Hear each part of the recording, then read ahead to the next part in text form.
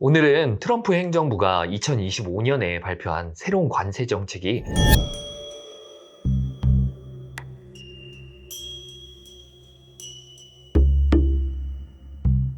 우리나라에 어떤 영향을 미치고 어떻게 극복해 나갈지에 대해서 살펴보도록 하겠습니다.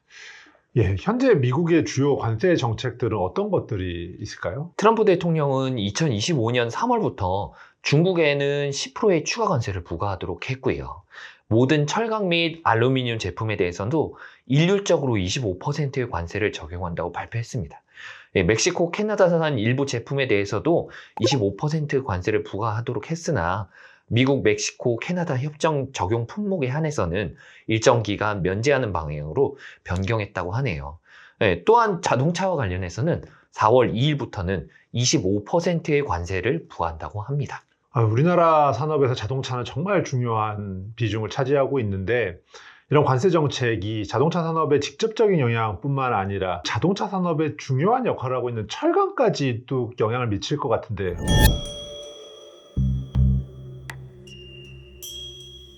자동차 산업은 철강의 가장 중요한 소비 산업 중 하나죠. 자동차 한 대를 만들 때 약 900kg에서 1000kg의 철강 제품이 사용된다고 합니다. 특히 자동차 산업에서 수요가 많은 철강은 고강도 강제나 특수강 등 고급 철강 제품들인데요. 역시나 부가가치가 큰 제품들이 대다수죠. 따라서 자동차 산업에 부과되는 관세는 철강 제조업체들에게 큰 영향을 미칠 것으로 보입니다. 결국 자동차 관세로 인해 우리나라 대미 수출 1위에 해당하는 자동차 수출이 하락하게 되면 이에 파생된 철강 제조업체들도 매출 하락이 될 수밖에 없을 것 같습니다. 그럼 정리를 하면 결국 자동차 제조업체들이 관세로 인해서 가격 상승을 감당해야 한다면 결국 자동차 가격 인상으로 이어질 수밖에 없을 것 같고요. 종합적으로 사실 수요자들은 자동차 가격이 비싸지니까 수요가 감소하는 걸로 이렇게 귀결될 것 같은데요.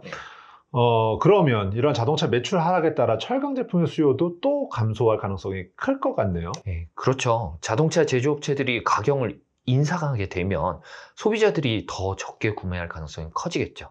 수요 감소는 결국 철강 산업에 타격을 줄 수밖에 없게 될 거고요. 특히 현대제철과 같은 기업은 자동차 강제 등을 주요 제품으로 생산해서 현대나 기아 등에 공급하고 있는데요. 자동차 산업의 침체는 현대제철이나 제철 기업들의 매출 감소로 이어질 수밖에 없을 것 같습니다. 자동차 산업과 철강 산업은 밀접한 관계를 맺고 있는 것 같고 특히 이제 현대제철은 어찌 보면은 위기의 상황일 수도 있는 것 같은데요. 그러면 현대제철은 이 위기를 어떻게 극복할 방법은 있나요? 뉴스에서 많이 나오는 얘기인데 현대제철은 지금 경영위기 극복을 위해서 비상 경영체제에 돌입했다고 하네요.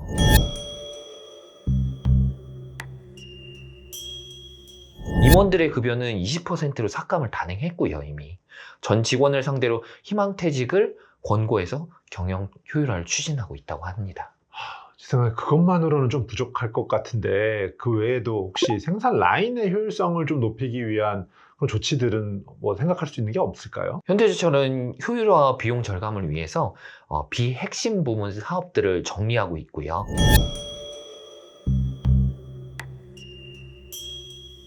이에 더해서 공장들 일부에는 시간을 두어서 한시적으로 중단을 해서 생산량을 감소하고자 노력하고 있다고 합니다. 그럼 저희 이제 우리 얘기로 돌아가서 네네.